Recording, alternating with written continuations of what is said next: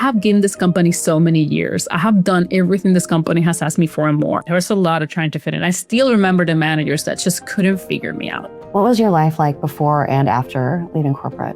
You woke up from the matrix and realized that this model is expecting me to be 65 years old by the time I can travel the world.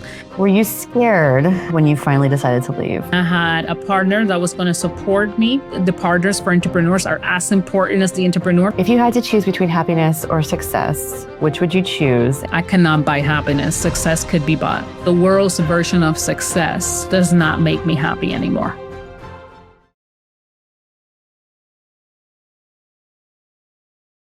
Welcome back, Wayfinders. I'm your host, Vanessa Jupi, and you've joined me here for another week at 101 Ways Out. And this time I have a special guest, Karol Figueroa.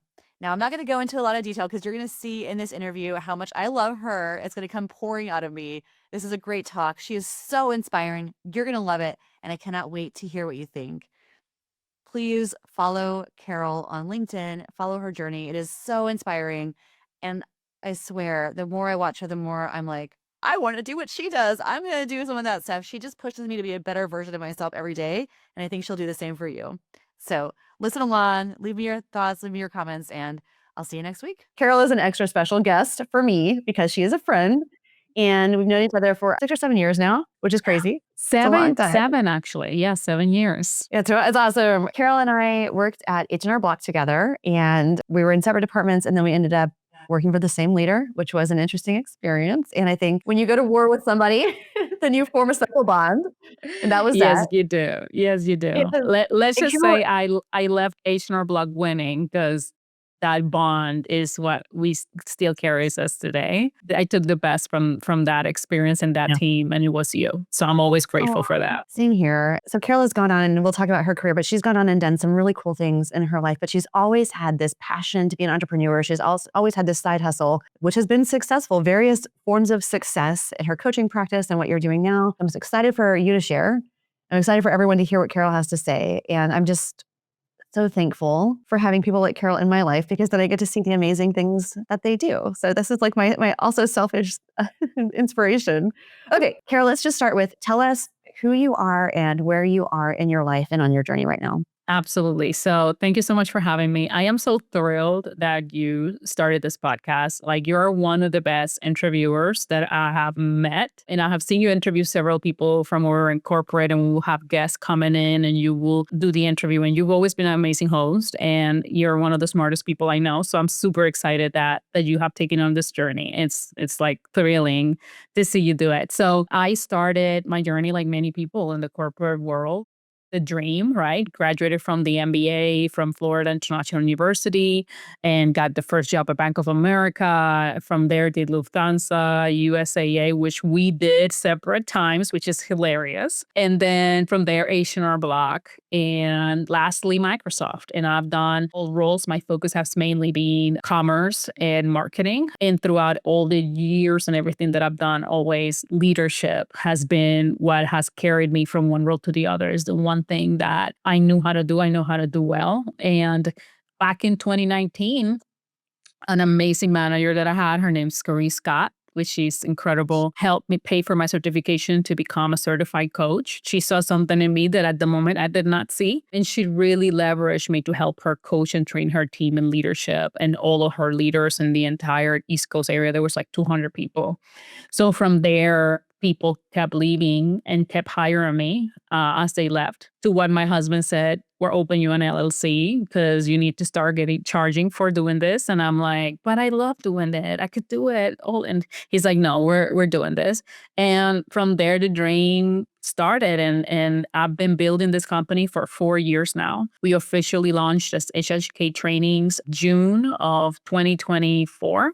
Right? So it's like been a year since the relaunch of the actual ed tech side of the company. And we have been doing better than ever. And we just continue to grow and do amazing things, which is our mission is people development, right? In modern world, and to make people's lives better in every way at work and outside of work in every way that we can. Oh, I love it so much. Oh my gosh. Yes. Okay. And you're no longer with Microsoft. You left I that am behind. not. I officially resigned to Microsoft earlier this year. So I built my side hustle while I was in corporate. And believe me, doing that while you're in corporate, have a 3-year-old, an 11-year-old, a husband, a move, like all of that stuff happening, it was not for the faint of heart. But I wanted to have the security of I have something I can sell now, and I have something that people will buy before I actually just pick up and move. And I have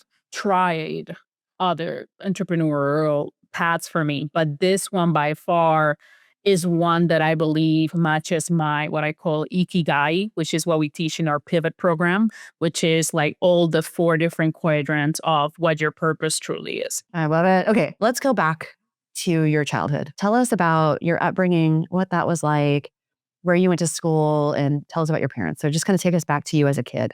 I am from Dominican Republic, born in Dominican Republic, and then moved to Puerto Rico, where I was raised when I was about 7 years old. My parents moved to New York before we moved to Puerto Rico. I'll always be grateful to my parents for that because I will not be where I am right now without the opportunity to be in this country. And my dad got here because of how smart he was. He worked for IBM back in the 80s in Dominican Republic. He was an amazing computer engineer. Migrated to the United States and my mom followed and they had 3 kids and I genuinely do not know how they did it and the sacrifice that they did. We had to stay away from them for like a year before we could move to the United States. So imagine your 8-year-old, 5 and 4-year-old being away from their parents for an entire year while they got your paperwork together so you could be here legally. So gratefully, I stayed with my grandparents. But that was very formative for me because I felt responsible for my younger siblings from a very early age.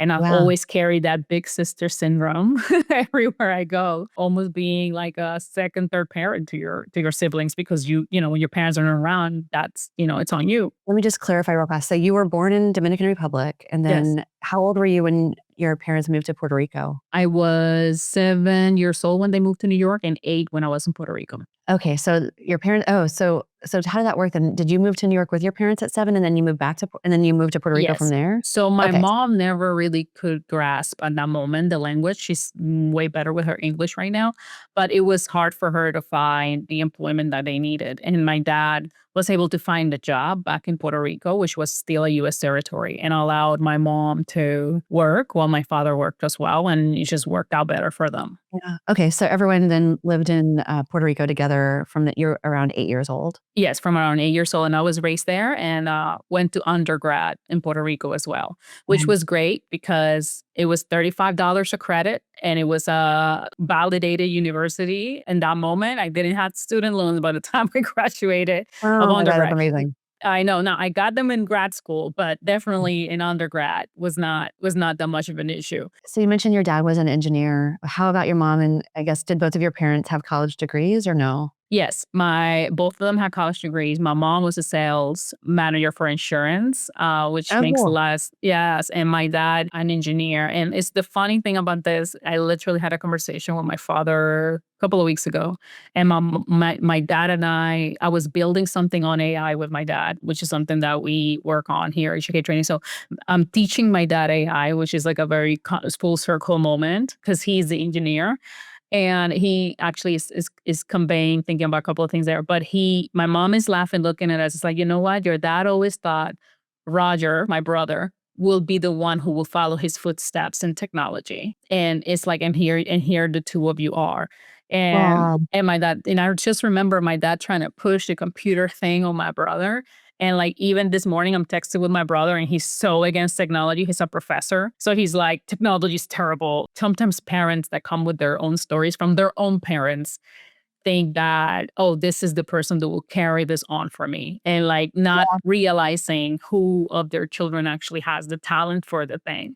I also Wow. fought it. I fought it, but I've always been a video gamer. I've always loved video games. So it's like a natural for me to have accidentally again falling in the technology side of things. I love it. Well, it's always been kind of part of your story, I feel like it's great. That part of your life has grown a lot in the last 5+ years, which is Yes, awesome. yes. And a lot of imposter syndrome there because I'm like, even though Yeah. I'm a video gamer, oh, I don't know product, or I don't know this side of technology, or I don't know Scrum. So I'm like, I have put a lot of like what I don't know. And no tech person knows the other side of tech to like the palm of their hand. Very few do.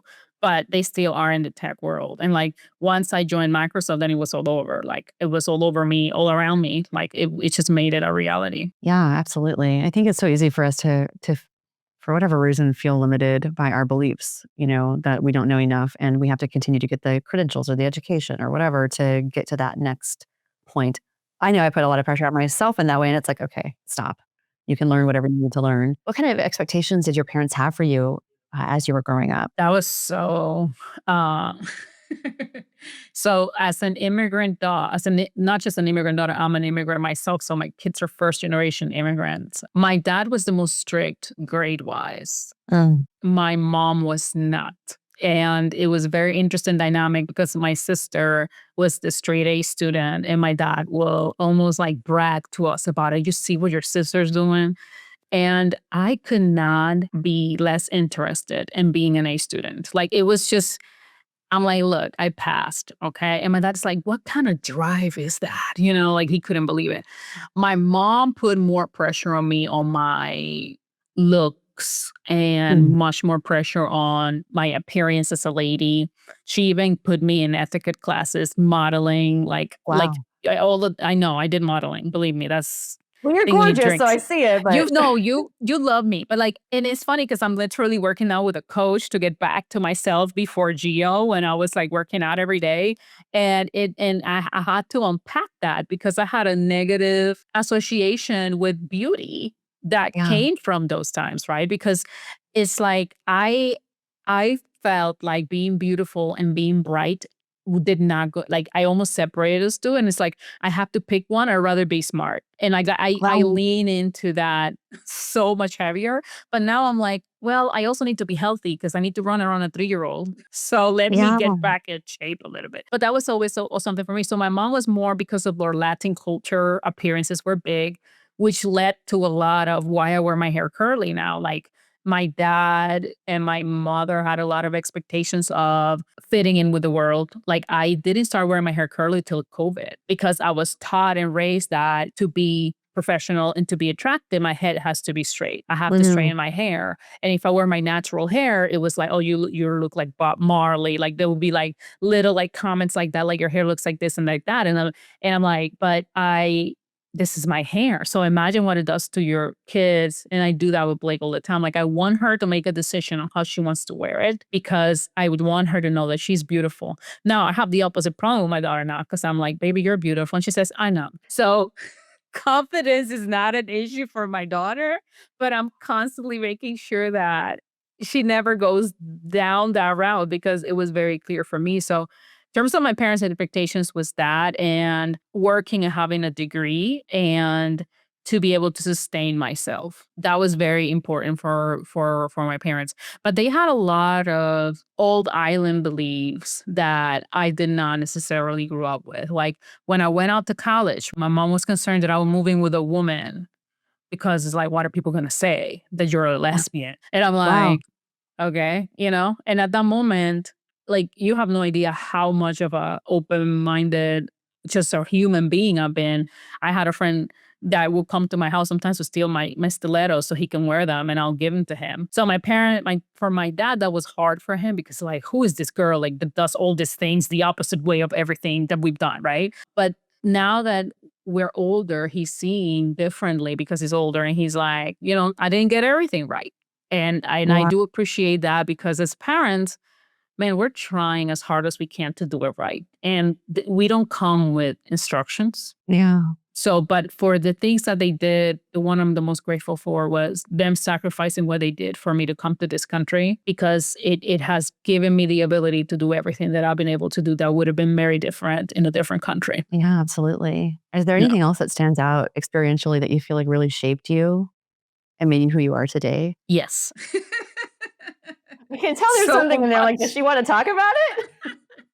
So much shaped me. One is the reason I am not afraid of men. I have met a lot of women in the corporate world that sometimes are afraid to speak up, or they watch how they behave or act around other men, or they have this non-admitting fear to men.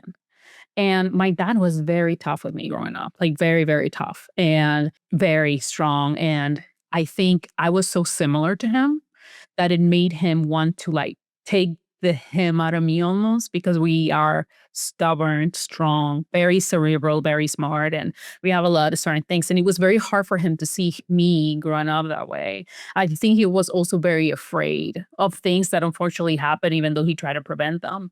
But I think that those interactions with my father that were in really, it was not good for a girl growing up, allow me that strength, allow me to, there's no man that could be stand in front of me and say anything to me that, one, will offend me, two, will scare me, three, will intimidate me.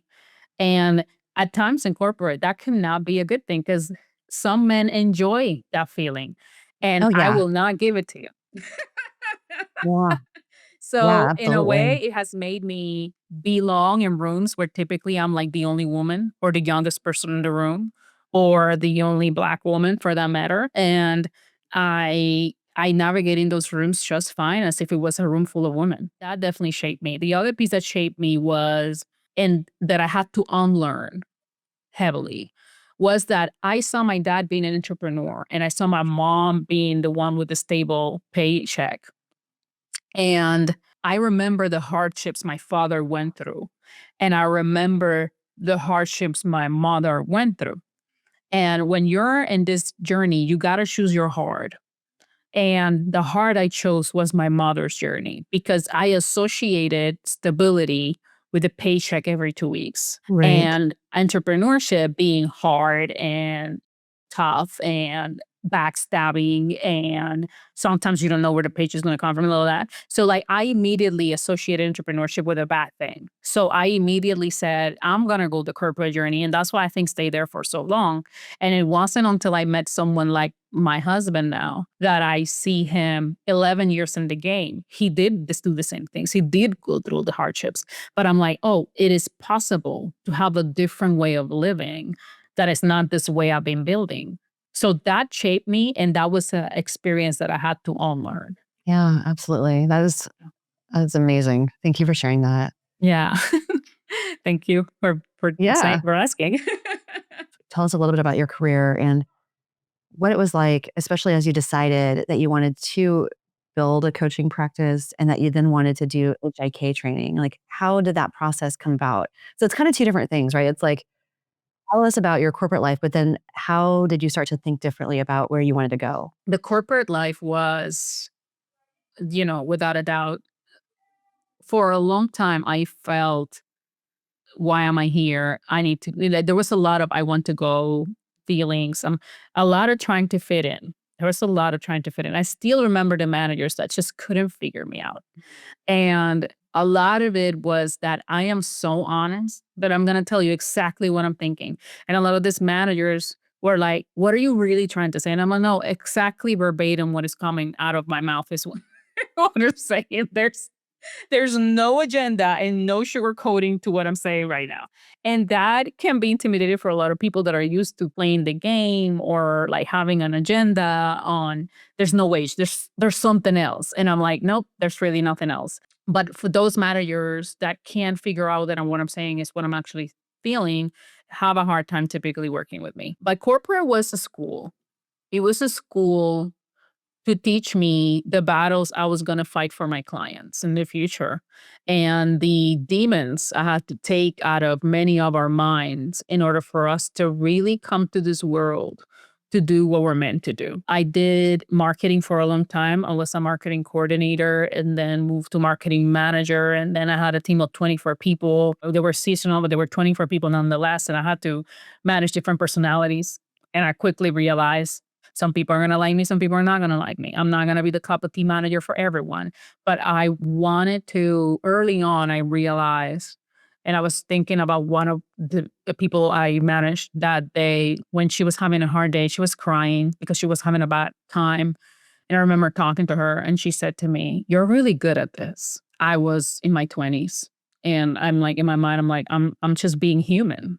I'm just caring for you. And to her, that she was 15 years older than me was such a rare thing. That stroked me. That stayed with me. Just caring for you. And that was such a big thing that she doesn't experience in management. That was a first for me. That when I realized that. And then from there, I kept growing in marketing. Every time I interview for a job, that thankfully I no longer have to worry about interview for a job anymore. I say I'm good at two things. I'm good at making profitable businesses, and I'm good at leading people. If that's what you're looking for, then you have the right person. If that's not what you need, then I'm not the right person. And throughout my journey, I needed a lot of autonomy.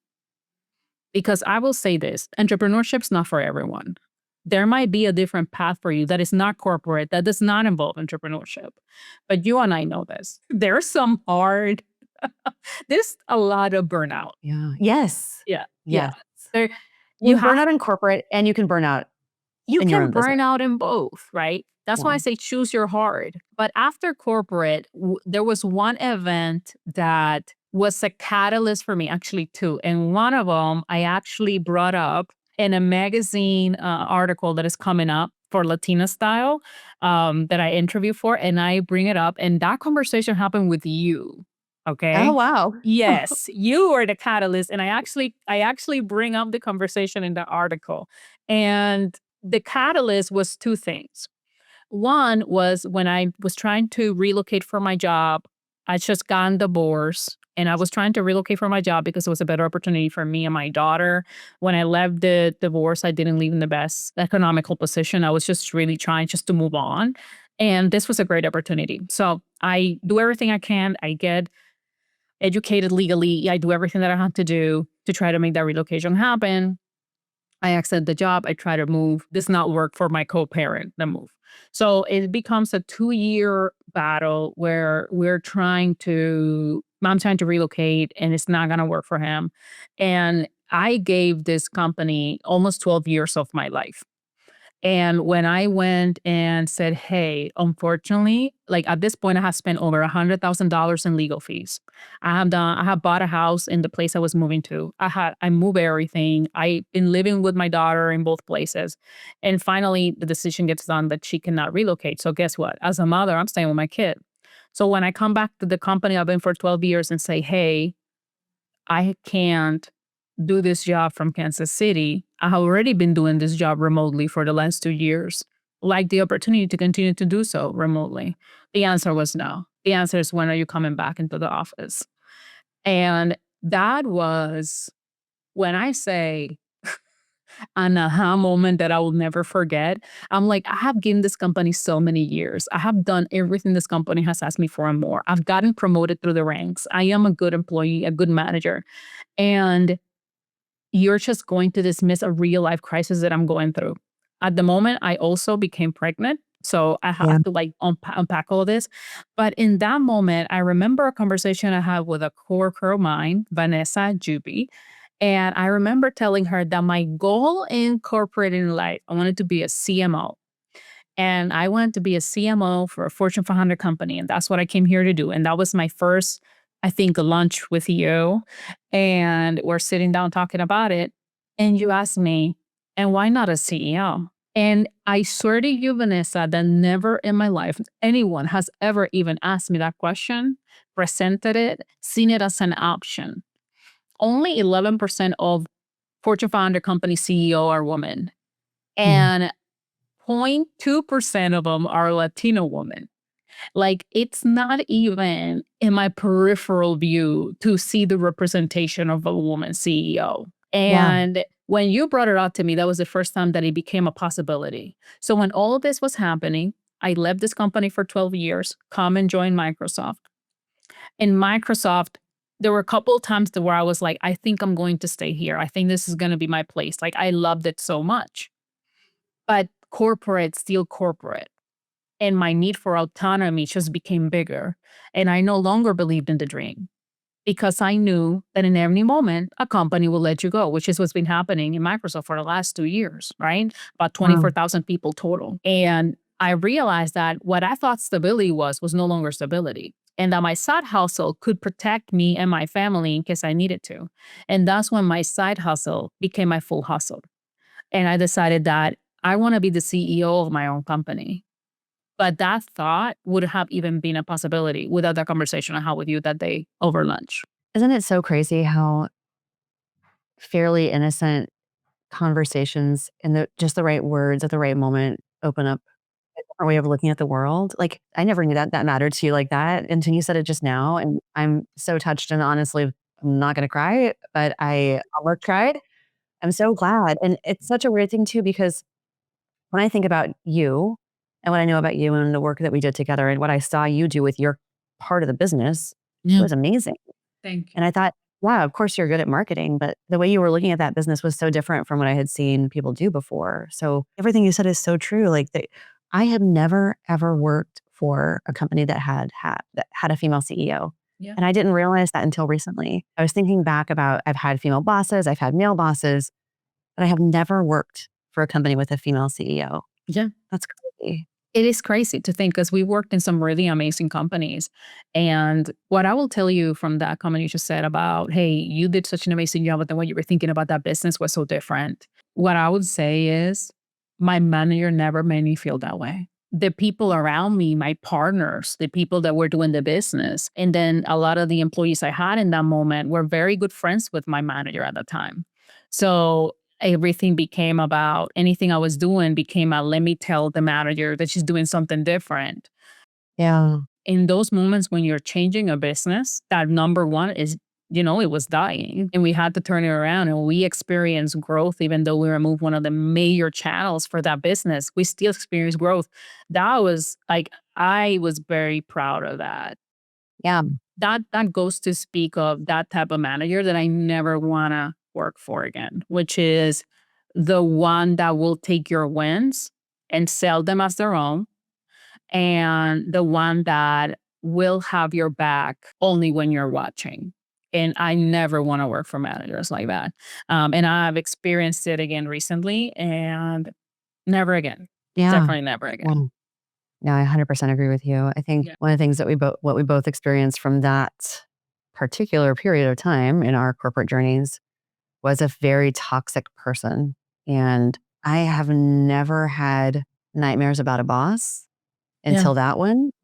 And I Yeah. literally, from time to time, still have nightmares about that person, that I'm working for them and that they either demote me or fire me. And somehow I still kind of really want to go back to that place, or I just have nothing else. It's just a very sad dream that where I'm like experiencing this loss and this lack. And I don't know why it comes up sometimes, but it was a traumatic experience, which is a weird thing to say that work can be trauma, right? Work can be trauma. Oh, it is trauma. We spend more time at work than we spend on our personal lives. And it is an absolutely traumatic experience. And there is a thing as narcissistic abuse and emotional abuse. And corporate, for many people, tends to be our longest emotionally abusive relationship. And there's always going to be one person. I have a couple of people in my mind, but I feel terrible that that happened to you to the point that it has given you nightmares. I just had one person in my personal life that was worse than her that resonates more, which we've talked about. But for that person in particular and managers that I've had that had those qualities, they all have a limited life shelf of life, and life never fully plans out the what they want. But they're really good at managing up. They're really good at playing the game upwards and coming across as humble and pretend that I'm really advocating for this employee. It's not me, it's my team. But they just know exactly what to say to come across as humble when they're really not. Yeah.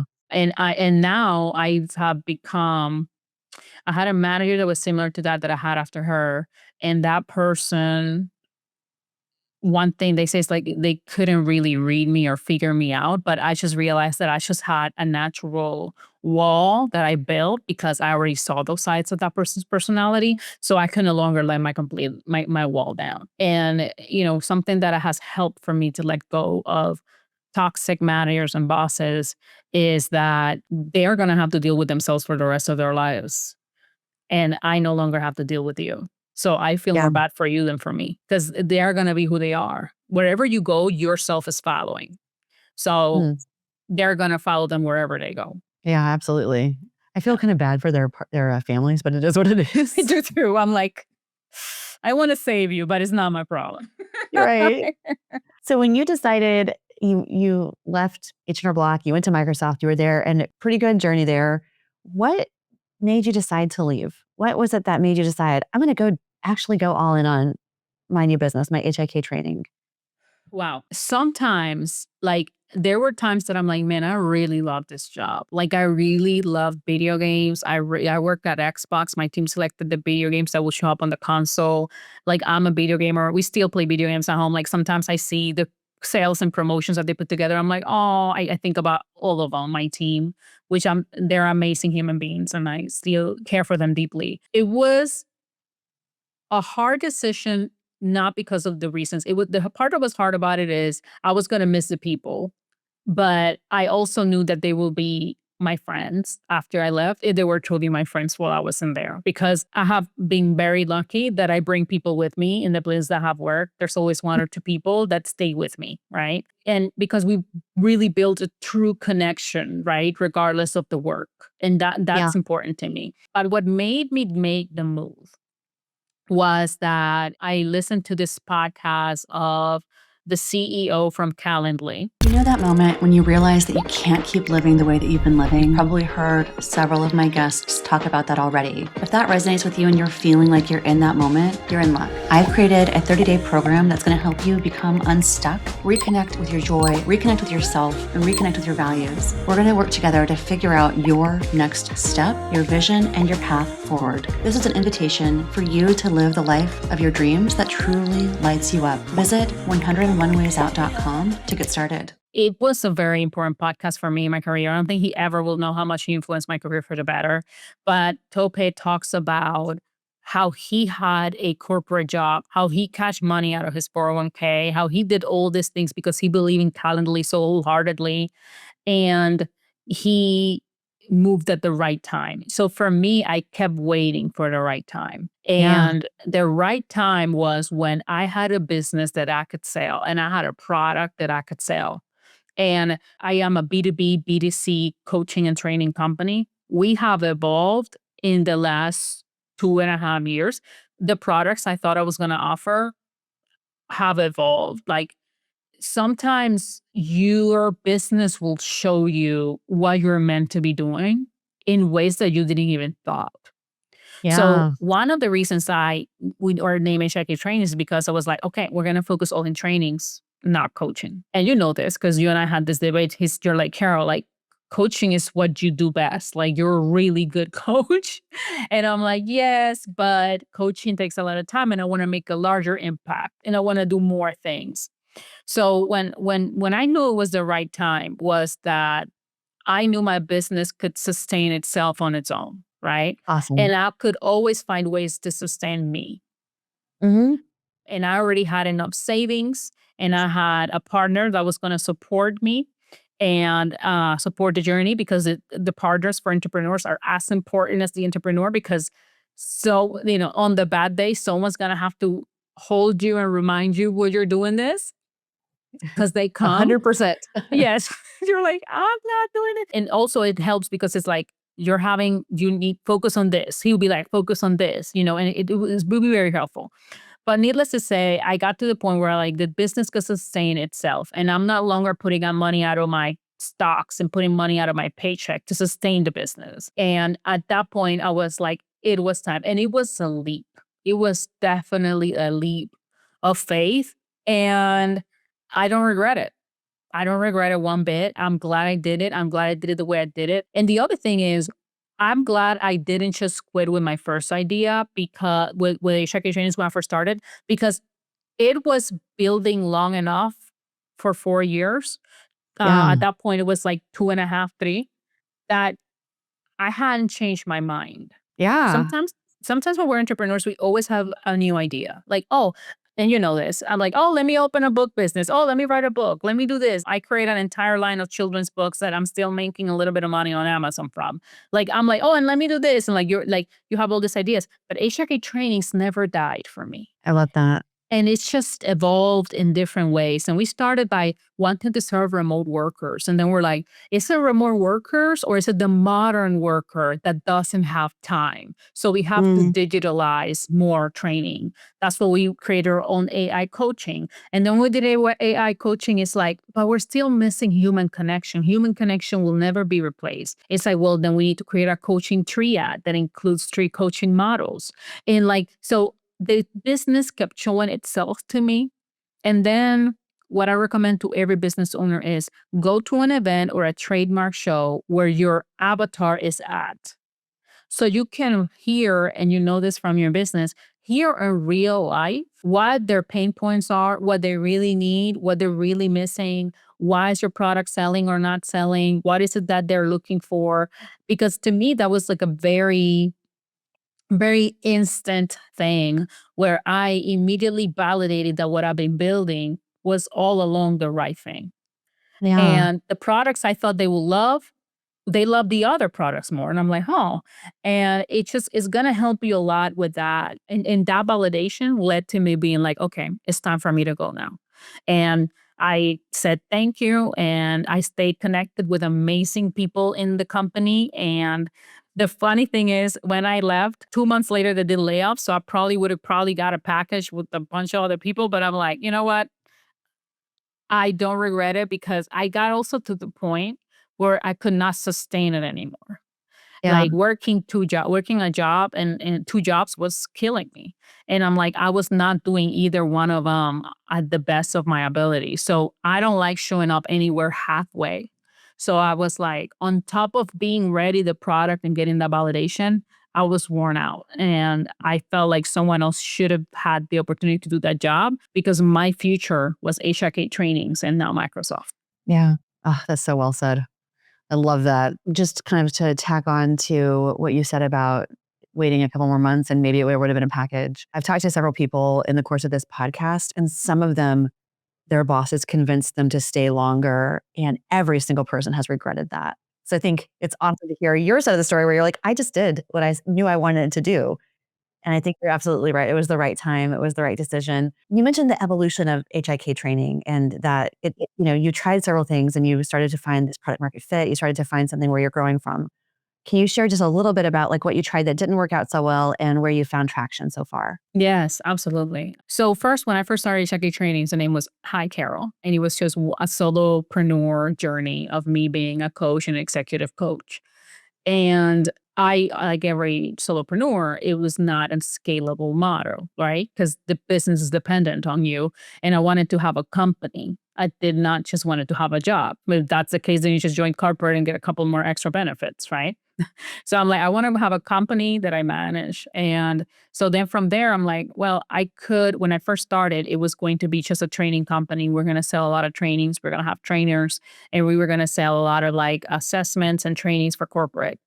But what I realized is that our business needed to be and feel like, and our brand needed to be and feel like a medium-sized company before it became a medium-sized company. Because B2B businesses are not going to just buy from you because you're a face. Like, who are you? What are your credibilities? Even though we had all the credentials. So I spent a lot of time on branding, a lot of time on branding. And I hire an amazing branding designer, Alex Foxley, that has worked with Adobe and Netflix. And the branding was big for me because I come from marketing. When you have a digital product, your branding is your package. You know, when you Mm, go buy coffee at Whole Foods, you buy more expensive just because of the packaging of that coffee, right? And like yeah. branding was that. For me, it was not about the just pricing, it was about being a premium product because I knew what we had to offer. So where it evolved is we went from being a solopreneur coaching company to being an ed tech training company. And the reason we are ed tech is because we create our own technology. And also we create trainings that typically get done in person in a remote world setting. So we need to leverage technology, forms, and things that to you and me are like no brainers. To coaching and training companies, you'll be shocked by the lack of technology that many of them have. So it was important for us to have like really good technology, even if it was technology we built or we didn't. It was an incorporation of the thing. So Yeah. where the things that I'll look back and I'm like, when it evolved, is I wanted to focus more on training than in coaching. But what made us amazing training companies is that our coaches facilitated. So I'm trying to take away the coaching, but that transformation happens because our trainers are coaches. And like the coaches that you work on, our job is to unpack and uncover. And a lot of times being able to tell you things that you are missing out that are right in front of your face. And that happens in real time during our training. So I'm like, why am I trying to throw away the baby with the bathwater? Right? Mm, Because me yeah. being the coach is not the solution. So from there, we move into coaching other coaches and trainers. So what happens with the coaching industry is, as you know, everybody is a coach. Yeah. So, and I know some really good ones. Like I know some ones that are okay, but I know some really good ones, and they have their own businesses, but they have problem with traction of their own businesses. So I'm like, hey, I might have a client for you. Do you want to work in association with us? So then we Mm, became a partner to other coaches that are trying to survive in this very hard market of coaching. yeah. So I'm like, I don't have to be the coach. We can have other coaches that come work for us. When you say what I learned, I spend way too much time on great ideas, amazing ideas, the best ideas. That if I had a multiplicity, like a twin exact copy of me could do it, she would be amazing at it. But I am one and I have two kids and a Mhm. husband and a house. And who is going to create all this extra work? And I was really good at hiring and delegating and finding interns and doing all that. But what I underestimated is the mental capacity that it takes from me. Yeah. And everyone believes in it and everybody believes in this idea, but I also have to focus on the bread and butter of my business. And Yeah. the bread and butter of my business is coaching. So that's when we went, okay, we have trainings, but we can also have coaching cohorts and we can also have like the one-on-one coaching offerings. So we're coaching now. The one things that we learned is that life happens in moments. And when you're trying to sell the product that people cannot relate to, then what product do you have? So I was like, yeah, here's Yes. coaching. Coaching for what? So our coaching is now focused on career moments. So when you're trying to get promoted and you can't, that's a Yeah. career moment. When you just got promoted and have no idea what to do, that's a career moment. When you're a first executive, that's a career moment. We have a product called Advocacy 360, which is mainly our avatar is a woman that is trying to go into the next level, but she does not know how to advocate for herself and she needs help being advocated for. So that coaching program includes coaching for you, but also we advocate for you because we also need to meet with the stakeholders responsible for your promotion. So I we love that. understand how you're coming across. So we understand now that just being a coach is not enough. And the focus is not, hey, look at me. We have great coaches. I'm a great coach. Is no, where are you in your career moment and how can I serve you? And when we change that, everything else changed for us. That's phenomenal. I love that so much. And it's such a brilliant statement that life happens in moments because it does. And there's so many different ways that you can interpret that and use that and communicate that. So that's a soundbite for sure that I'm going to be using in our podcast portion where it's genius. And it does not surprise me that you said it. I love it so much. Good job, Carol. I love that you built your business in that way too, because life events, like they happen and moments in careers happen. And you just articulated that so beautifully. Anyway, well, well done. I'm so Yeah. impressed. Thank you. No, and like in career moments and life events are two different things. And a lot of companies just focus on life events, but there's some real career events and career moments that happen that have Yes. marked us. Make And or break. Make or yes, break moment. make or break moments. So that's why we created the make or break moments. We just had a person that wrote to our coffee and coaching podcast, and she was basically saying, I just got promoted. 6 months later, I'm on a performance improvement plan. And I was like, that's the company's fault. And I had a person that answer is like, it was like, Well, do you think you're taking the fault away from the employee? I'm like, no, I'm sorry.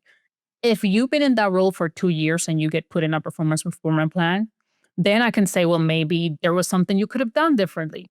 But if you've been in a role for 6 months and you recently got promoted and the company's putting in a performance improvement plan, that means that manager does not know how to lead, coach, encourage, and motivate. That Yeah. manager did not know how to prepare you for the job that you're in. And his only resource to try to motivate you to do your job 6 months later is by putting you in a performance improvement plan. Yeah. And if you just got promoted to a leader and in 6 months, there's a performance that the company failed you. And Right. those career moments, that's why we created Core 50 and First 100 Days, is for when you're starting, we help you align on early wins. And especially, you know this, when you come from a bad manager before and you start a new role, you're still dealing with the PTSD from the last bad manager. Who are Yeah. you going to talk to about that? HR? Your boss? He's there to coach you on the performance of the job. You need a coach. Right. So that when we shift the focus from us to them and our people and the people that we're serving, completely changed our business. Oh, it's fantastic. Okay. That's really cool, Carol. Yeah. Thank you. I love it. I feel like you already covered this one, the what did you do to prepare? But is there anything else that you would share about how you prepared for leaving corporate? So having my savings was big. My stock was a big strategy of me. So I'll get Microsoft stock, and instead of putting it back on Microsoft, people are like, "Are you crazy? Microsoft stock is great." I'm like, yeah, but I believe in what I can do with my money more than what I believe the market can do with my money. So every single stock pay that I got was money for my business. So I just put it on my business. That's a decision I do not regret. And, for me, we spend almost so much time saving for retirement, but then we miss out on the large investments on ourselves that can do now to make a big difference. And the other thing that I had to realize is I wasn't making as much money as I thought I was making. Because you think you are. But then when you look at all the taxes that get removed, all the benefits that get removed, all the stuff that gets removed, you come home with like 40 some percent of your paycheck, right? And then when you start thinking about, okay, how many clients do I need to get to just maintain my family? I also let go of a bunch of stuff. I don't have a car note. I don't have there's a lot of things that I'm like, that I let go of because I'm like, I'd rather put that money towards my business. So I changed my relationship with money too. Um, Ooh, that's very so much good. so. Very much so. Where I'm like, do I need a $100,000 car, a BMW? Do I need that? Or my electric Mini Cooper is great, right? My kids are long and tight there, but the car gets me from point A to point B. And I had to change that. And then also I was like, I don't need to do this much shopping. Do I need And to take my kids to Target to buy their toys? I have this joke where I take Gio to Five Below, and he and yeah. my son at 3 calls her Blue Target. And I'm like, we're going to Blue Target today, right? So we had to do that for a little bit, Yes. right? Yes. Before the thing could become. But I was betting on my long term, and my kids gratefully are not like that. They're like, oh, I can only wear this brand. Like my kids are not like that at all. And I'm beyond grateful for them being the kids that they are. But you have to change your relationship with money to be able to Yeah. get what we want to get long term. And that was another big thing for me of not just saving, but changing the way I spend. I am so glad that I asked you that question because I love everything you just shared and I would have hated to have missed that. I think that is so important and so interesting. I appreciate everything that I know about you. And I know that like the BMW and the beautiful Mm. house, all of those things are part of I where love you that. got to Oh, and what yeah. success is, quote unquote. For And now me, you're it like, was. no, fucking success for me is something different now. And I've Yes. evolved that, you Yes. know? And believe me, I remember when I had the BMW, it was so pretty. I loved that car and I loved the big house and I loved all of that. But it didn't hug me at night. It didn't give me the things it didn't give me the moments. No. And what gives me the moments is my kids and my husband and my business and the employees we have by HK trainings that are freaking amazing. But we sometimes fall for what media wants us to believe, which is if you get this car, I was Yeah. looking the other day at this commercial of, I think it was some kind of medication. My daughter was like, "Well, mom, what are they selling? It looks so like such a happy place." And I'm like, I don't know, Kingles, some kind of medication for some kind of disease. And I'm like, but you start believing that the car is the thing and the house is the thing and all these different things. And I'm like, it's all a lie. And then the good news is you could wake up. If you wake up in your 40s and realize you wake up in your 30s and realize that, congratulations, you're ahead of so many people. If you wake up in Wow. your 40s and realize that, you're still ahead of a lot of people. For me, I'm glad that I got there, just period. Oh my God, me too. Me too. I am so, so glad to hear that. And you can't buy your way to happiness. And you're so right that our capitalistic culture is like, buy all of these expensive Yes. things. Because then what does it do? It like chains you to a corporate job because then you have to have the money and the bonus and the stock and everything else, but Yes. you don't. And you're proving that you don't. You're No. proving that you can do something different. And speaking of media, I think it will also does a lot of things for us women. Like, because I love Tina Fey, and she said this thing about beautiful women that are all medias, and she's like, some people like you gotta be when I leave social media sometimes because I leave feeling like I need to be a gentle parent, but maybe I should also be hard on my kids. I need to have my hair straight. No, but maybe I should wear it curly. Oh no, if I get my hair straight, I'm denying that I'm a black woman because my hair's not curly. And then I'm also like, oh, I should eat this cake. But no, I need to eat healthy. Oh, I should be skinny. No, but curves are good. Is I know curves are like it's like a bipolar constant. And for you and I that have high input in our top 10, like Mhm. we can absorb and keep things in our brains for a long, long, long time. So it's like dieting for me to stop social media sometimes. It's like a really good healthy diet for my brain because it like the expectations will consume you and Yes. you will end up you're going to wake up every day feeling like you're living someone else's life and not even realizing it because you're listening to like hundreds of thousands of people's perspective of what life should be. That is so true. And it's so hard when you're in that constant stream of social media and other people's opinions to figure out what true is for you and what good is for you. I Yes. love that. Yes. Yes. Love it. Thank you. Well, no, thank you. Is there anything that you wish you had known before you left corporate? Yeah, there were some perks that I didn't even know existed when I was there that I'm like, oh, I would have gotten so much credit on this perks. Take advantage of your perks before you left. Like I'm like you could have got I could have gotten like tickets paid for events and stuff. I'm like, oh my God, I didn't know I could do that. If before I left, honestly, I think I'm grateful I hired a career coach a couple of years before, because there were a couple of times that I was gonna be like, I quit and I'm miserable. And I didn't. And she helped me understand that this thing was paying for my dream. And Mhm. I am better. So I do a lot of writing now, which I love writing. I never Yes. thought I'll be doing this writing. Like I have a book proposal deadline coming up that we already presented three different concepts. They agreed to one. They are waiting for a proposal.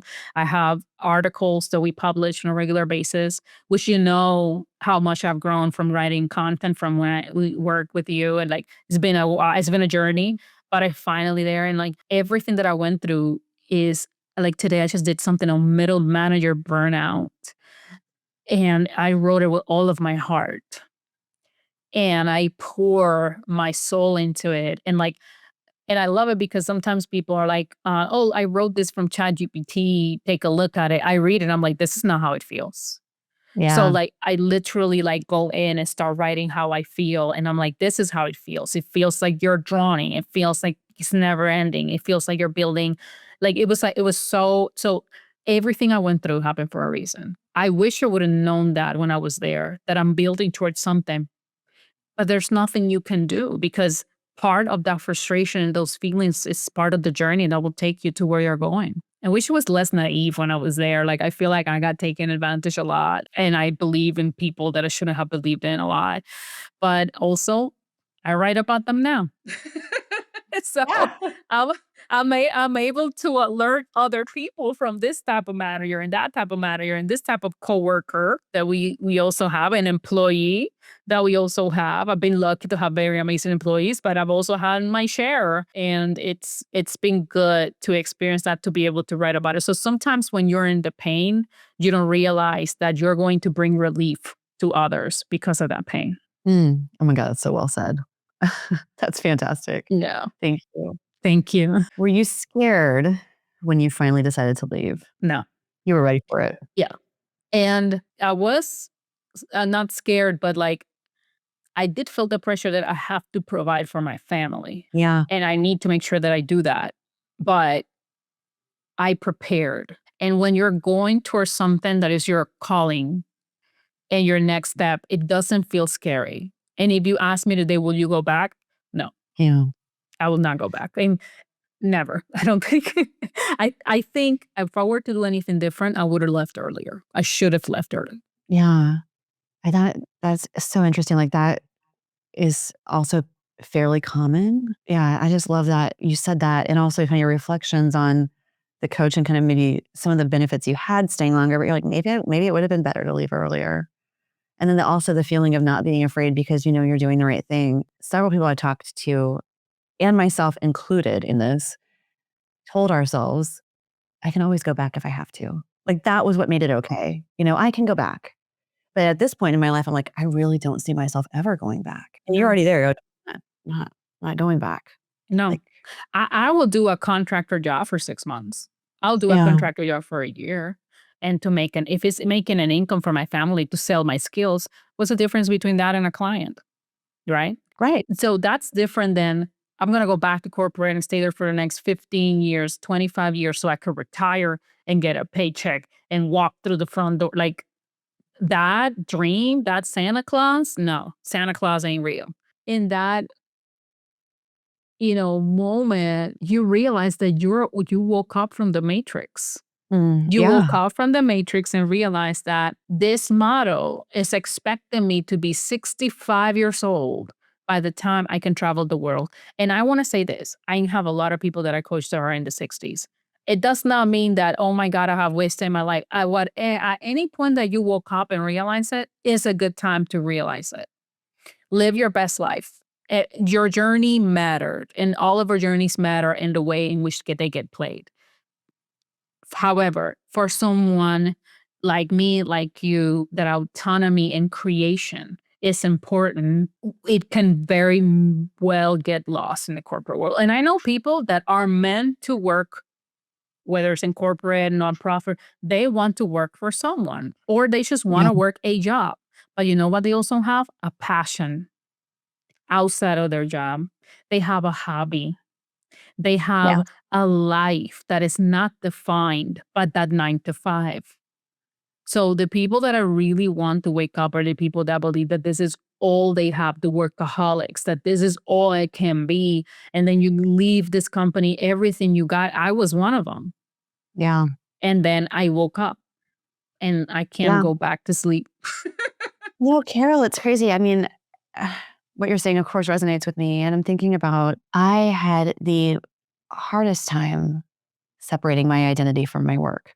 Mm. And I really believed that the value of my life was what I did for a living. That was the value I had on this earth. And that was the only thing that really mattered. It's crazy. And right? It's But, crazy but not now. uncommon. It's Right. the reason I say it's crazy because I know you and I know Yeah. how much could you do for this world, even for people that you don't ask you for it. That's what we were raised believing because that's what helped their parents provide for the family. And that's what safety felt are for them. So they taught us that safety. But now we are in this generation, and something I'm very grateful to the Gen Z generation is that they're waking up and being like, I'm not going to be about this 9 to 5. And now millennials like us are like, oh, wait, hold up. So what we were taught were wrong, and oh, you going left? I didn't know left was an option. So this Yes. younger generation is like, waking up and helping others like us wake up. And I want to go there because I have articles on this. You are not your job. Yeah. You work to provide means for your family. You are who you are. You are the sister, the brother, the daughter, the mother. You are the person that waters your plants every morning. That's what you want to do, the person that makes coffee. You are the person that talk to a friend, that smile at someone on the street. you are what you give to this world, and it's not just what you do at your job. Yes, it's an important part of who you are because that's how you want to create or bring value to this world. Hopefully, that's what it does. But it also shows you the way you love your family because you're doing this job to provide for them. But it's not who you are. And I Yeah. still remember this conversation I had with my daughter when I was going through this process that was also a big aha moment for me. And she, I don't know how, Blake has always been wiser beyond her years. But I remember her, she was, I think maybe 4, and she was in her room. And when I first moved out of my former home during the divorce, the first thing I did was her bedroom. It was a princess room. I spent $3,000 there. I only had a mattress that I was laying on in my bed next to her, but she had this beautiful princess room. And I was working late that night. And I come in and I'm like, Blake, you like the toys you have, right? You like the room you have, right? Mommy has to work hard to do all these things for you. So I need you to lay down so mommy can keep working. And let me tell you what my daughter said is going to break your heart because it breaks my heart just thinking about it. And my 4-year-old daughter said to me, Mom, but I already love you. Oh. Oh my God. When I say I was done, that was a moment for me. That was like the biggest moment for me. And that's what she loves. She didn't love the work that I do. She didn't love anything like that. And I think sometimes we're building people and humans in a society where we teach them that love is conditional, that Yeah. appreciation is conditional. And we have these people that just love us truly, fully for who we are. And we don't have to do anything to earn their love. And to me, when you ask me, my job is my identity because I feel it because I was that workaholic. I was. Oof, I definitely was. And I believe that that's the reason why many relationships in my life didn't work out is because I thought that recognition, that appreciation, that job, that career was how my value was defined and not my mere existence. Yeah. Yeah. Everything you just said is so amazing. And Roosevelt 8 now, but Oh, similarly, God. so crazy, right? I know. I just think about how cute he always been. Like, and he's such an amazing kid. I love Roosevelt. Yes. The kids are they're really intuitive and they say things that really hit you, right? So I was Yeah. told the other day I was telling you, I gotta work, I gotta do this, I gotta do that. He's like, can you just work less and spend more time with me? Oh my God. Wow. Okay. Yes. Let's make sure we do that. Yes. Let me drop this for a minute and I'll be back. Like one of those. Ugh, It's no, but crazy. I know how much you do, and it's incredible and how much time you spend with him too. You do an Yeah. amazing job. And that's the thing, like I'm glad I do better than my parents. I'm glad Gio gets a better version of me now and Blake gets a better version of me now because of that. Like this summer, I have spent more time with my kids now that I have my own business, more time with my kids than I ever have. We go to the aquarium, zoo, museum. Like we have discovered new parks we didn't know existed. It's been amazing. I I love wish I that. would have done more of this. But the good news is like it's never too late. And my daughter gets more of me Yeah. now. And she's 11 now. She was 4 Yeah. then. And she's still as wise as she was then. She still says things that I like. Giancarlo doesn't do that. Blake will say something so wise. And I'm like, who's this kid who made like Right. Well, that's such a good time. They're still young and and so this is a time that they're gonna remember. Especially Blake at 11. Oh my gosh, she's going into some difficult years. I And to have know. her mom more present with her, that's awesome. Yeah, middle school next year, and Yeah. I'm already ready in a way and trying. There's so much things I didn't thought I was gonna be parenting on that I'm parenting on. That because when you become a mom, you just think about the baby phase, you think about it's like, oh no, now I have to parent this part. And I don't think I did very well when it was my turn at this age, so I need to read. Yeah, no kidding. I know. I'm like, sorry, you are gonna have to deal with the girl aspect of that because I think that's so hard. Like, Yes, and I'm grateful of the way I've raised Blake so far as a girl, in the sense that I've made sure that she doesn't feel any disparity against other male counterparts, and I'm trying to teach her, how to like present her value, and she's oh, very love it. much like, Mom, I don't want a phone. I want an iPad because the iPad's a bigger screen. Why will I want a phone? Like it's like she doesn't go with the crowd, so I'm proud of that. but I also know that she's evolving. So I just had to stay very open and in a place where she can feel safe coming back to. Yeah. And that's all I can pray for. Yeah, absolutely. I mean, everything that I know about you and Blake is you're doing a great job already. And I know that you're going to continue to do a great job. And you're also a continuous learner. So you're going to be finding all of the things and all the right ways to do it. So, I mean, she's the lucky kid. She's a lucky Yeah. kid. They That's both the thing are. in life. Whatever you don't know, you gotta have to figure out a way to learn it. And as an Yeah. entrepreneur, that's another thing. Something that I was, I follow a lot of self-made entrepreneurs. I create videos. I'm always on YouTube and all that stuff. But like, there's someone that said that if you don't know how to do something in your business, you don't have a business problem. You have a learning problem. Oh, And so we've been in business how long, Vanessa? Like 20 years? yeah. No, the stuff you need to be an entrepreneur is not necessarily in corporate America. So there's a lot of books that you have to read, a lot of classes that you have to take, a lot of certifications that you have to take. Like I remember when I first started at Microsoft, it was 2022, March 2023, AI boomed. Most of the things I know about AI, yeah, I was in the right place at the right time. I knew what to search for to learn it, but I didn't learn it in corporate. Yeah. I had Yeah. to look for ways to learn it outside of corporate and then bring some of those learnings in and then dig deeper because I had the resources there. But like there's books that are basic books that you need to know for learning. Also, I've seen two different ways entrepreneurs typically get to start their business. One is you build everything and then sell it. Or the way that I've seen it work for a lot of people is you're charging for something already without even having anything established. You're seeing a demand before you even have the business. There's a sign there that you should do that. You should lean there. Because I have friends that don't have a website, didn't have a logo, just an Instagram account, making $10,000 a month in their business. That's But awesome. they saw a demand, they saw a need, and they provide a service.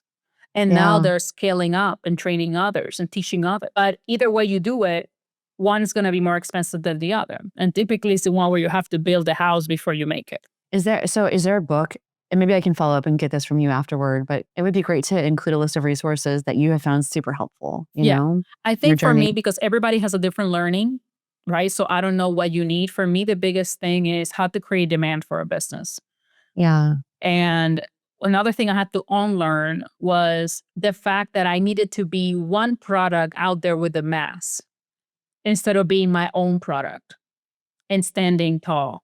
So the two books for that I learned, Unsubscribe by Daniel Priestley was a big one, and Blue Ocean are two that I would say it was a mindset change for me of changing my mindset from being just wanted to create a product that I sell on a shelf to how do I become my own product for the same people with the same needs that stands out. Yeah, that's awesome. That makes sense. And I think a lot of people, myself included, are trying to figure that part out, you Yeah. know? Yeah. And the Hormosis books are always amazing, like $100 million offers and $100 million leads. That's an education that everybody should take. They have, I think, their Okay. third book coming up. What was your life like before and after leaving corporate? Before leaving corporate, I was stressed. I felt like I wasn't enough at corporate. I was not enough in my house with my children because I wasn't giving them enough time. I wasn't enough as a partner because I was working till 8 p.m., sometimes missing dinner. By the time I'll be in bed with my husband, I'll be too tired to even talk. I'll just fall asleep. I was draining, complete, whiny. I didn't show up how I wanted to show up everywhere. After leaving corporate, I'm still doing a lot of unpacking, because it was a lot of years in there. In like, for example, something that was clear to me when I left corporate, my team and I were meeting Monday to Friday, Monday to Friday, Monday to Friday. And until I hire a coach, career coach, business coach, and she was like, "Hey, why are you meeting so much?" And I'm like, "Because it's like," and I'm like, well, and then I'm hold up. I learned that behavior from corporate America. I don't have to meet Monday to Friday. Why am I meeting Monday to Friday? I'm like literally, like no one asked me to, nobody told me to. My team was happy to meet anytime I wanted, but I'm like, this is my company. I could decide when we meet and when we don't meet. So now we meet Tuesday and Wednesdays. And the rest of the time of the week is to do the work. And if you want to call me, you can call me, but we don't have to meet. And it was like, it's like things like that you don't realize you've been doing for so long that you start bringing that into your house and you're like, why am I doing this behavior? and like it's just taking it out. And Yeah. I told my team I'm done after 3 because at 3 I go pick up my kids. And before I had to take conference calls on the way to pick up my kids and put them in the car with in the middle of a phone call and trying to get them in. And now I'm like, no, I listen to music on my way to picking up my kids. And like it sounds so simple, but like it was consuming my life. And then when I got home, I fed them real quick. I didn't have time to actually cook something that I enjoy making for them because I had to get back on calls. And here's the deal. The work I do at HIK trainings is so much more vital and so much more crucial than the work I did in any of the corporations I had. Literally, I talk to people that are thinking about not living anymore because they got laid off. Yeah. And in the other companies I had, it's like, oh, this product needs to be launched. And it was like the biggest emergency you could ever imagine. So I'm doing much more important work here. And it doesn't take as much of my life as simple product launches. But they make it so urgent. And I still remember when my last manager realized that he completely lost all power over me. It was hilarious. It was that moment where I quit. I was like, Oh. I'm out. And then after that conversation happened, I don't know how much I can disclose, but I remember him saying to me, oh, I'm going to send you an email coaching you or something. And I said, okay, you can coach me on whatever you want. And his face was like, how? Like his face of, you no longer care about this? Like you're going to leave me with this thing that you be like, and I'm like, yeah. But I also did it because there were some behaviors that were being presented of the work you've been doing, I'm going to present it as my own. And the work you're doing, and I'm like, okay, so I'm leaving now, you do it yourself. And in that moment where I was like, you can coach me on whatever you want. And then it was one of the most weirdest experiences because I've never been in a place where I decided to leave, but the person's making me feel like I am being pushed out. Oh, yeah. And it's like, well, and I'm like, what is happening? It was one of the weirdest experience I've ever experienced. I probably cannot disclose much, but I had to obviously get HR involved. I'm like, Yeah. I'm trying to leave in a good note. Like I literally put in my resignation, but it was almost like, a lot of gaslighting going on. And I'm like, Yeah. almost like I'm gonna make you pay for leaving me. Oh, I'm Like sure. that That's situation. exactly what it was. Yeah. Yeah. And I'm like, and I never again want to experience that or live that. And then I also had my last interview with a corporation was before I left Microsoft. I was gonna interview for a CEO job in the tech sector, ed tech sector. And I met with the former CEO of that company. And that was when I was still like vacillating between should I really go HIK trainings or should I try to stay in corporate? God help me there. I have never felt so belittled in an interview.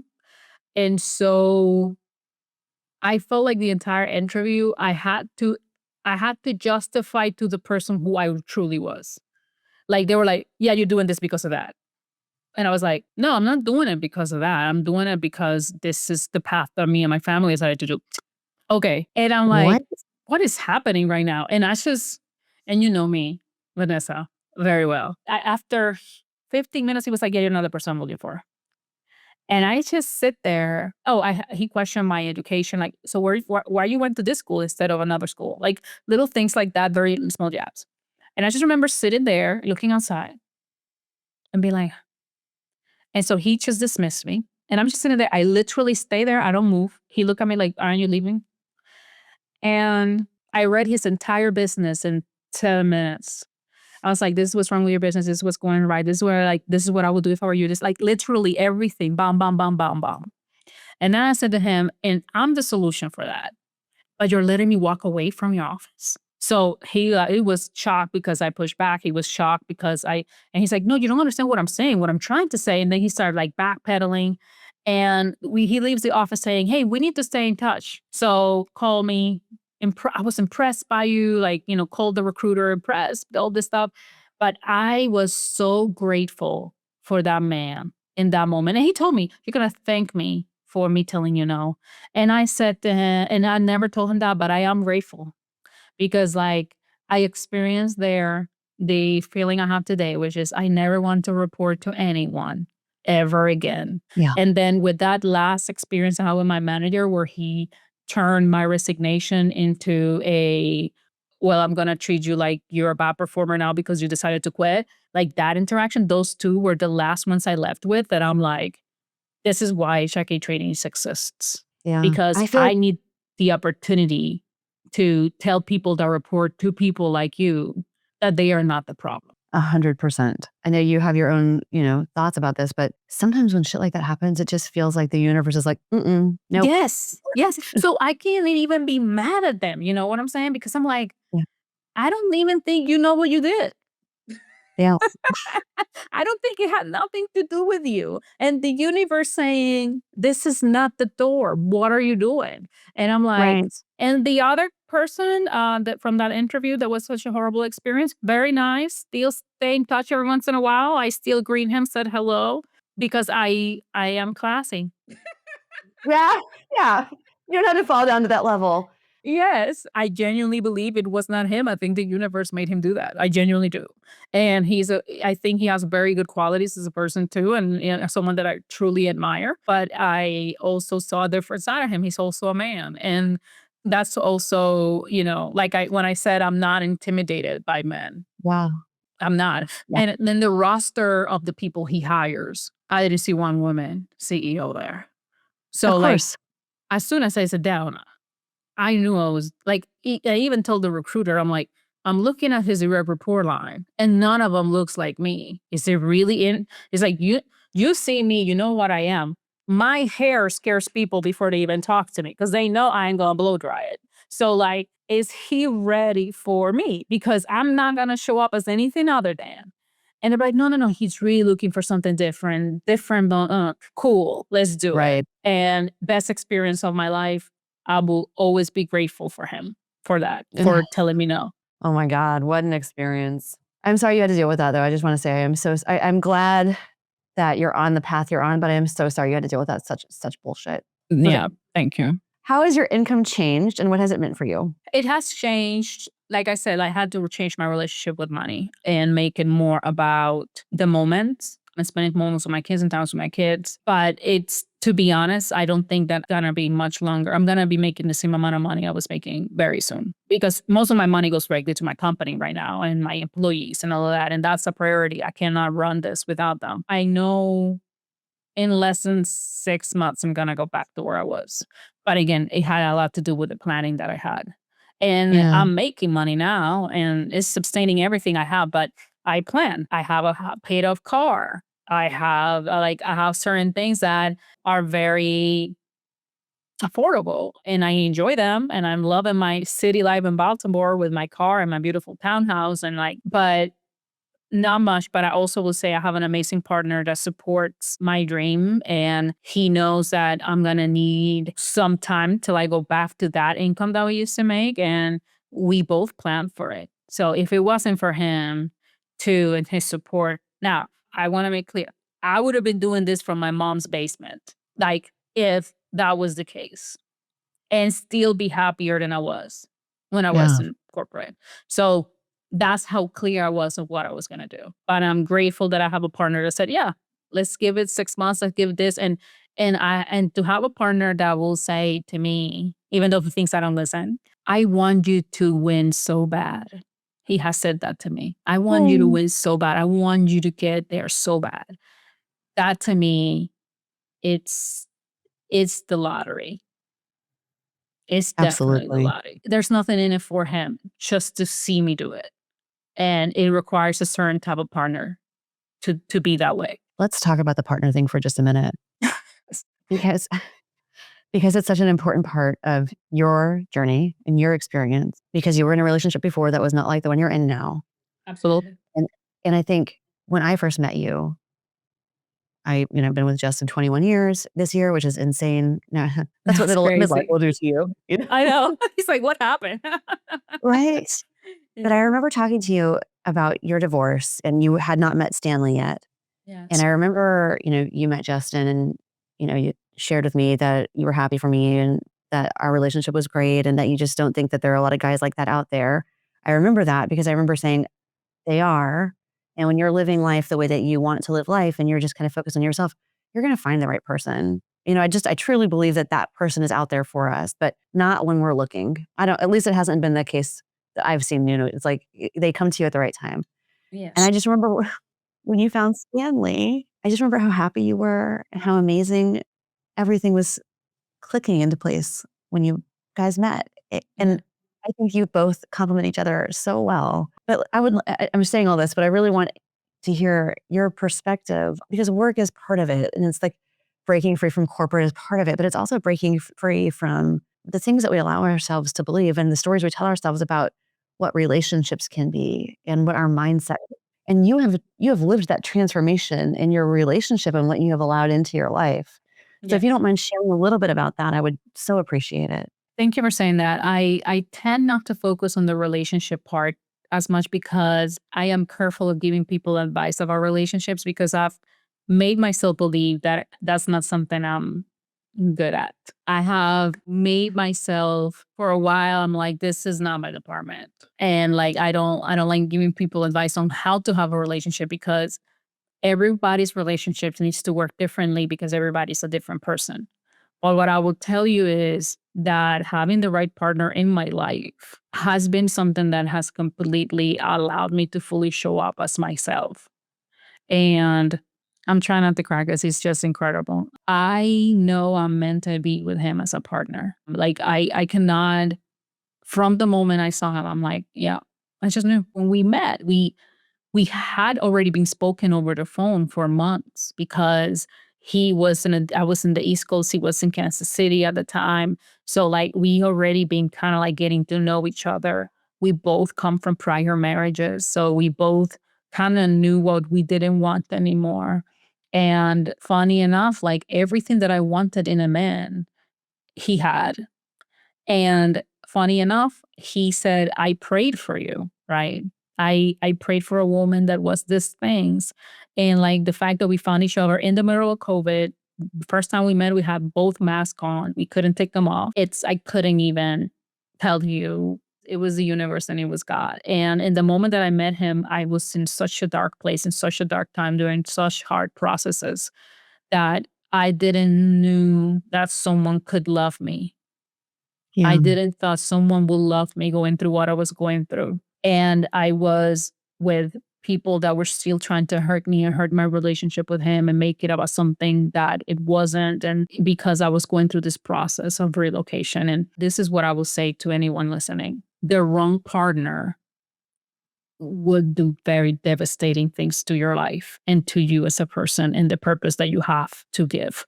And the right partner that sees you at your worst and cleans your face and loves you anyway. The same way my daughter loves me no matter how hard I work. Yeah. The same way, like, I have never been loved unconditionally by another man until I met Stanley. And forever, he will have my heart. And I'm grateful that you brought that up because I don't talk about it often enough because we both are entrepreneurs with our own journeys. But when we come home, we have each other's support like 100%. Yeah, that's amazing. And I love you for bringing that up. Thank you. Because you've seen all of it. So I know you know how hard all of it was. Yeah, absolutely. I mean, I know part of it, right? But I also know that I went through a hard, not the same, but a hard relationship situation previously. And then I met Justin, and it was so life-changing to know that someone could love me the same way you said, like unconditional love, even with my family, I don't feel like I truly had.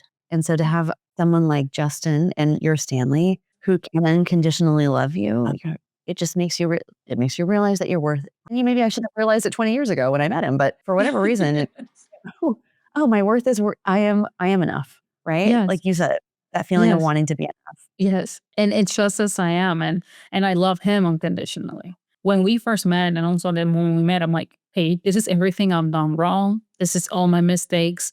This is everything that I am. This is the worst things I've experienced. And he did the same with me. This is everything that is wrong with me. This is all my experience. This is everything I've done wrong. This is all my stuff.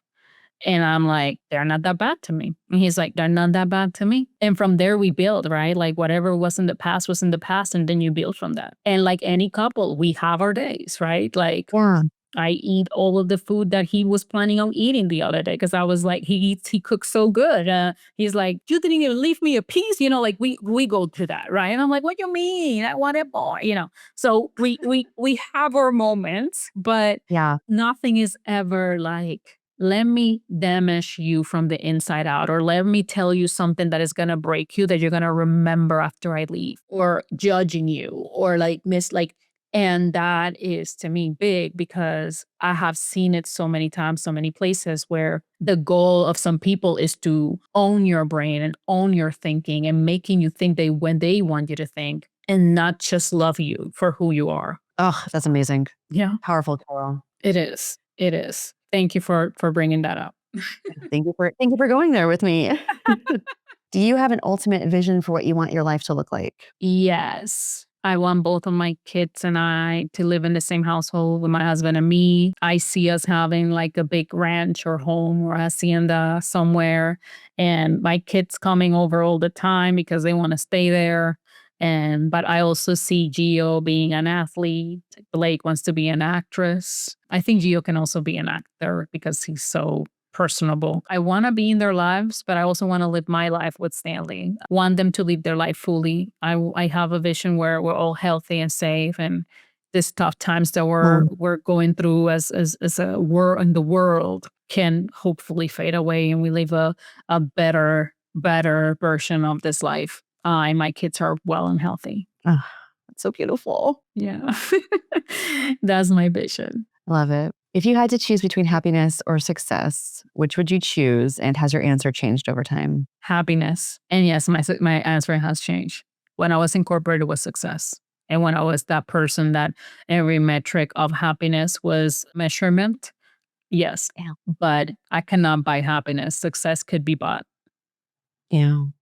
Yeah. And Yeah. also, both metrics can change, right? I can feel happy one day and then tomorrow I'm like not so happy, but I live a happy life. I live a happy life right now. Even on my bad days, I have a happy life. But success is like I can play a video game and I just became successful because I won that board. So success is always changing. Sometimes of the world's version of success does not make me happy anymore. Yeah. Did it ever? It did when I got promoted and it felt Yeah. good. It did when people asked me where I work and I was like, in this company. It did, and my parents will brag about where I work or brag about what I did. I literally remember bringing my mom to Portugal to Web Summit so she could see HIK trainings being in Web Summit. That's when she was okay with me letting go of Microsoft. Because before that, HIK trainings wasn't real. Yeah. Before that, it wasn't a real company, but she had to tangibly see it and see me in that arena and see us in that booth and the attention we were getting because of the products we created. And she's like, oh, right. And then she was okay with me not leaving Microsoft because it was a big deal for me to get a job at Microsoft for my family. But like for her success, probably in that moment was Microsoft, but I had a vision. I didn't Yeah. care if people didn't know what HIK trainings was. I know what HIK trainings is, and the people that work with us and get coached by us remember us. So like for me, that's success. That's awesome. Yeah. It took a while though, but we got there. Yeah, totally. And like you said, everyone comes to it at different times, if they come to it at all. And there's not a timeline for these things. We're constantly evolving, thankfully. We are. Thankfully. We want to evolve. We don't want to stay the same. Yes. Right. Yes. Okay, what advice do you have for people who are trying to figure out what to do with their lives? You're going to have to stop listening to everyone around you, your coworkers, your parents, your family, social media. I strongly recommend you hiring a coach. I know an amazing career change coach. We have some career change coaches at HIK trainings. And I think that it's really, really, really important for you to dig into yourself and think about things that you never thought were possible. Yeah. Because like I think that at times we used to want to be something and we discontinued it because of a thought of something that was hard 20 years ago. And that thing might no longer be hard now. Oh, yeah, absolutely. Like, would you open a business 20 years ago? That would have been ludicrous for many people. 20 years ago, there was no social media, no way for you to grow your business. Now you can create a brand. You can have a podcast. You can have there's so many things you could do. And you are going to have to unlearn a lot of behaviors and teachings in order for you to bring that next level growth. Yeah. Absolutely. What's the most liberating decision that you've made since leaving your corporate job that you would never have been able to make before? I don't want to travel anymore. Um, I travel when I have to, but like even till Stanley, like right now we have a home in a different part of the country and home here. I'm like, I don't want to travel for a year. I travel so much for work. I travel so much. I hit so many planes and I'm like, I got to the point where I'm like, I just want to be in one place and just work from one place for a year and see what happens. And it feels crazy that I can make that decision because every job that I have, I always had to be in an airplane. Yeah. And I've developed this, like, I just don't want to be in a plane anymore thing, especially the times right now, how they are. I'm like, I just don't want to do it. And it was like one of the most liberating decisions I made. And the whole having to have a meeting 5 days a week, like that 5 days a week thing. Why do I have to have meetings 5 days a week? No, we're only meeting 2 days a week and the rest of the week through the work.